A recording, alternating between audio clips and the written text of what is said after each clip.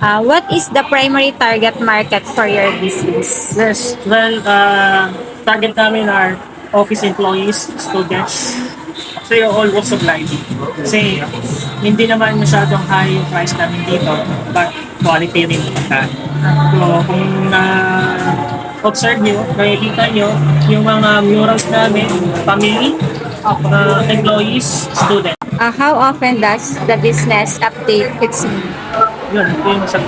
how does the business different itself from the competitors? Yes, within this kind of concept na restaurant, we are affordable yet quality and delicious.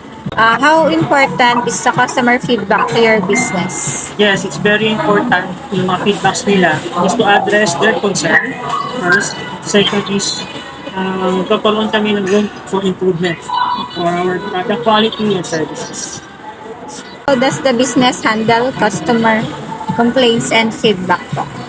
Yes, we have the standard operating procedure or SOP to handle the customer complaint.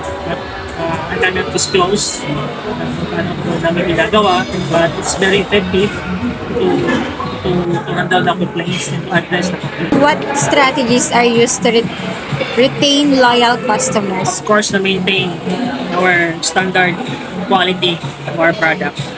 Are there any initiatives in place to minimize food waste? Yes, una doon is proper inventory ng mga stocks and food items. Pangalawa is proper forecasting.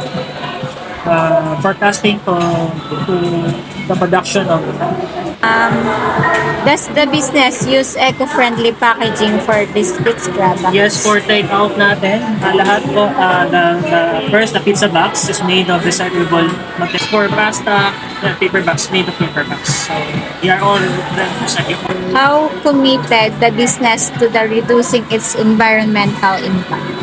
Yes, proper handling of waste. So, we segregation, through segregation of waste, like biodegradable and biodegradable plastics, food waste. Does the business provide opportunities for employee growth and development? Yes, we provide opportunities for employee growth and development through promotions if ever they are potential. How important is employee training and development? Very important. Aside from they will be updated and updated for the SOPs, they also can develop their self. What is the strategy po? Are there the measure in place to ensure workplace safety and health? Yes, we have, of course, we have standard operating procedures, proper handling of stocks, cooking procedures, and safety equipment. What opportunities do you see for the growth in the business?